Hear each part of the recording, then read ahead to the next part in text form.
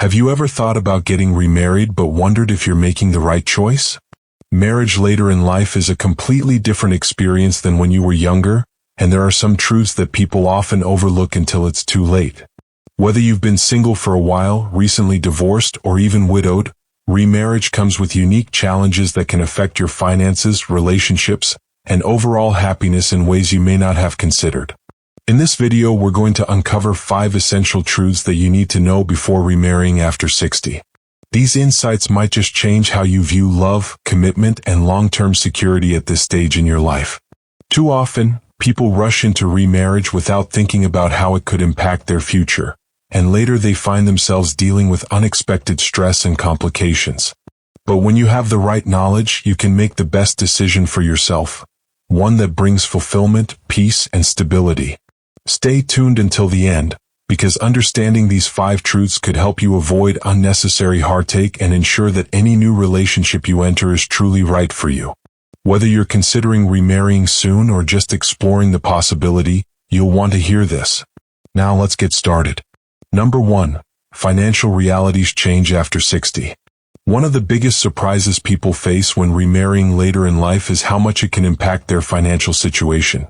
Many assume that getting married again is simply about love and companionship, but the reality is that marriage is also a legal and financial commitment.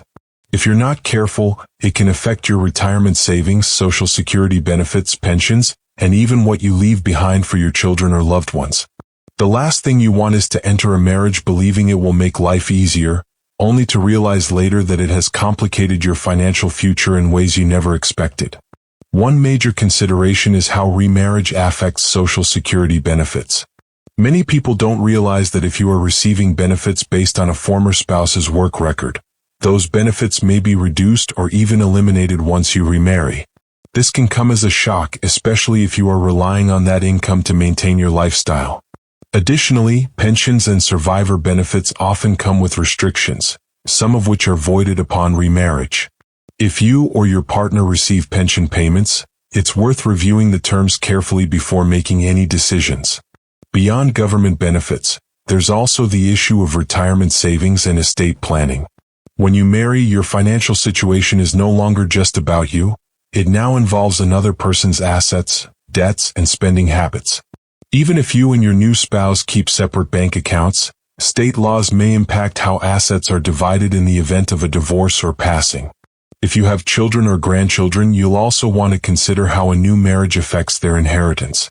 Many people assume they can simply leave their assets to their kids as planned, but remarriage often changes legal rights regarding property and wealth distribution.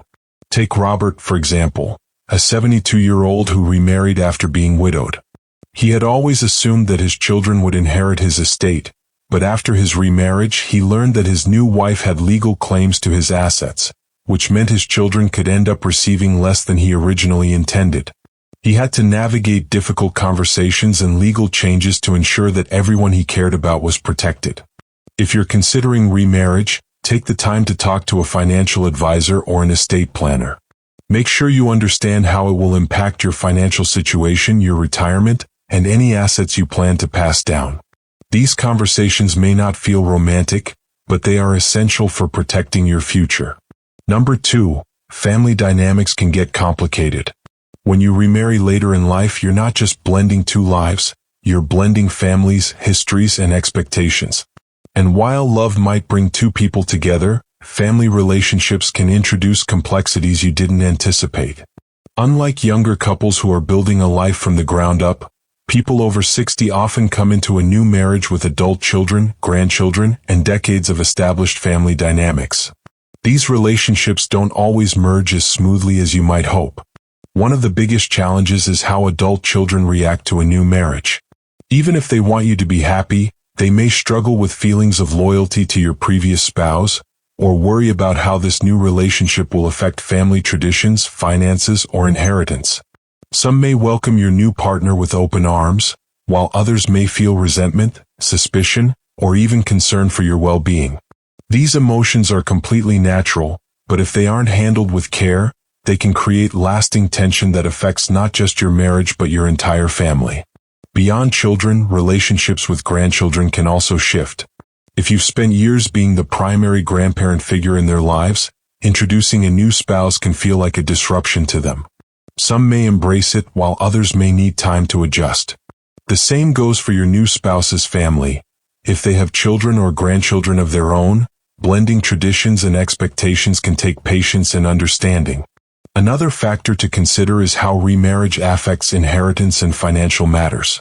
It's not uncommon for children to worry that a new spouse might change existing wills, alter financial plans, or receive a portion of what they assumed was meant for them. While money may not be the focus of your new relationship, it's often an underlying concern for family members. Some conflicts arise not because of greed, but because children want to ensure that their parents' legacy is honored the way it was originally intended. Take Susan, for example. At 68, she remarried after being single for over a decade. She assumed her children would be happy for her, but instead she found herself navigating uncomfortable conversations about inheritance, holiday traditions, and even. Number 3, emotional expectations are different. At this stage in life, relationships look different than they did decades ago.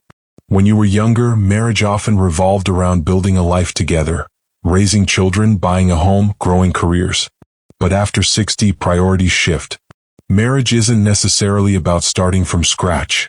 It's about companionship, emotional support, and maintaining independence while sharing life with someone. This change in dynamic is something many people don't fully consider before remarrying, and it can lead to unexpected challenges. One of the biggest differences is the level of independence each person brings into the marriage. By the time you reach your 60s, 70s, or beyond, you've already established routines, habits, and a way of living that suits you. You may have your own home, personal hobbies, and a daily rhythm that makes you feel comfortable. A new marriage introduces another person's habits, lifestyle preferences, and expectations into your world, and that adjustment isn't always easy. Some people expect remarriage to be as effortless as finding the right partner, but in reality, it requires careful navigation of boundaries, personal space, and individual identity. Unlike younger couples who may be building financial security together, later in life marriages often involve two individuals who are already financially stable and emotionally self-sufficient.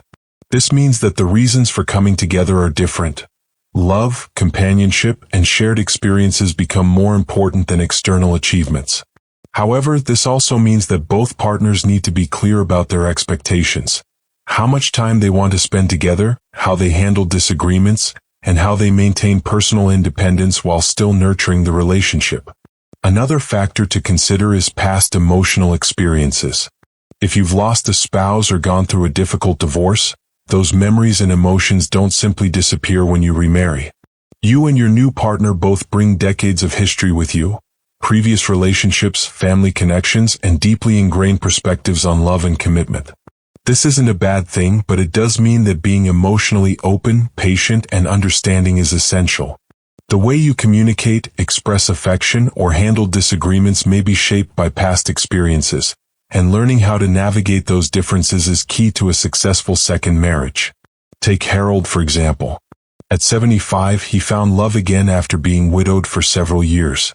But what he didn't expect was how different this new relationship felt compared to his first marriage. His late wife had been his partner for decades, and the way they functioned as a couple was deeply ingrained in him. His new wife, meanwhile, had been divorced for many years and valued her independence in ways he hadn't encountered before. It took time for them to find their rhythm, to balance closeness with personal space, to communicate without comparing the past, and to fully embrace the unique dynamic of their marriage. If you're thinking about remarrying, ask yourself, what do you truly want out of this relationship? Are you looking for companionship without too much change in your daily routine? Do you want to share a home, or would you prefer to maintain separate living spaces? Are you emotionally ready for the realities of blending two established lives? The answers to these questions can help ensure that your next marriage is built on mutual understanding rather than unmet expectations. Number 4. Legal considerations matter more than you think. Marriage isn't just an emotional commitment, it's a legal contract. And when you remarry after 60, the legal aspects of that contract can be far more complex than they were in your younger years. Many people assume that love alone is enough to make a marriage work, But without understanding the legal implications, you might find yourself facing unexpected consequences down the road. From prenuptial agreements to medical decision-making rights, there are critical legal matters that should be addressed before you say, "I do." One of the first things to consider is how remarriage affects your estate planning. When you marry, your spouse may automatically gain certain legal rights to your assets, even if you intended to leave them to your children, grandchildren, or other loved ones. Without a clear plan in place, your estate could be divided in ways you never anticipated. This is why many people choose to update their wills or establish trusts before getting remarried, ensuring that their assets are distributed according to their wishes. Another important legal factor is medical decision-making. If you were to become ill or incapacitated, who would have the right to make medical choices on your behalf? In many cases, a spouse is automatically given priority over adult children or other family members. This can create tension, particularly if your new spouse and your children have different opinions on your care. Setting up advance directives or a medical power of attorney can clarify your wishes and prevent potential conflicts before they arise. Prenuptial agreements are another tool that can provide clarity and protection for both partners. While some people hesitate to bring up a prenuptial agreement because they worry it might seem unromantic, the reality is that it can help prevent misunderstandings and ensure that both parties are entering the marriage with clear expectations. A well-structured prenuptial agreement can outline how assets, debts, and financial responsibilities will be handled, reducing the risk of disputes later on. Take Eleanor, for example. At 67, she fell in love and was excited about remarrying, but she also had significant assets that she wanted. Number 5. The definition of happiness changes with age. As we get older, our understanding of happiness shifts. In our younger years, marriage often symbolized building a future, raising a family, establishing financial security, or creating a shared life from the ground up. But after 60, happiness is no longer about building. It's about maintaining, enjoying, and finding fulfillment in the life you've already created. This means that before you remarry, it's essential to ask yourself, does this relationship align with the kind of happiness you truly want at this stage of life? Many people assume that getting married again will automatically bring them joy, but the truth is that happiness in later years comes from different sources than it once did. For some, it's about companionship and sharing daily life with someone. For others, it's about maintaining independence while having a partner for special moments. And for some, it's about preserving their lifestyle and not having to compromise on long-standing routines and habits. The key is understanding what happiness looks like for you now, not what it meant 30 or 40 years ago. One of the biggest mistakes people make when remarrying after 60 is assuming that love alone will solve loneliness. While companionship is a beautiful thing, it's important to recognize that personal fulfillment comes from within.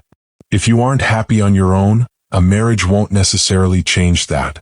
In fact, entering a marriage with the expectation that it will complete you can lead to disappointment, especially if the realities of sharing your life with someone feel more restrictive than you expected.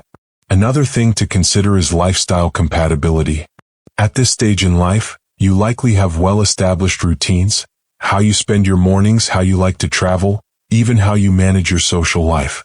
If your new partner has a drastically different way of living, it could create friction rather than happiness.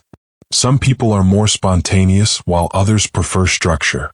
Some enjoy quiet evenings at home, while others thrive in social settings. If you and your potential spouse aren't aligned in these ways, it's worth thinking about how much you're willing to adjust, and whether those adjustments would ultimately make you happier. Take Frank, for example. At 72, he met someone wonderful and quickly remarried, believing that companionship would fill the void of his previous marriage. But as time went on, he realized that his new wife had very different expectations. She wanted to travel frequently while he preferred staying close to home. She was highly social while he cherished quiet time. While they cared for each other, they struggled to find common ground, and Frank often felt like he had lost some of the freedom and comfort he had valued in his single years.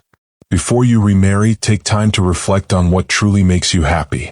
Do you want a traditional marriage where you share everything, or would you prefer companionship with personal space?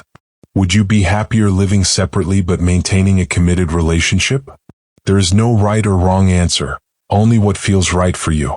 The most important thing is to ensure that any decision you make supports your long-term happiness, rather than disrupting the peace and fulfillment you've already built in your life. Final thoughts. As we wrap up, take a moment to reflect on what we've covered. Remarrying after 60 can be a wonderful experience, but it's also a decision that comes with important realities, ones that too many people overlook until they're already in the middle of it. From financial considerations to family dynamics, emotional expectations, legal implications, and your own personal definition of happiness, these are all factors that deserve careful thought before making such a life-changing commitment. The truth is, marriage at this stage of life isn't about following old traditions. It's about making a choice that truly serves you. Some people find deep fulfillment in remarrying, while others realize that they're happiest maintaining their independence or exploring alternative forms of companionship. The most important thing is that whatever path you choose, it aligns with your values, your lifestyle, and your long-term well-being. If today's video has given you something to think about, take your time before making any decisions. Have the necessary conversations with your loved ones, seek financial and legal guidance, and most importantly, listen to your own needs. There's no rush. This stage of life is about embracing what makes you truly happy, not what others expect or what society tells you is normal.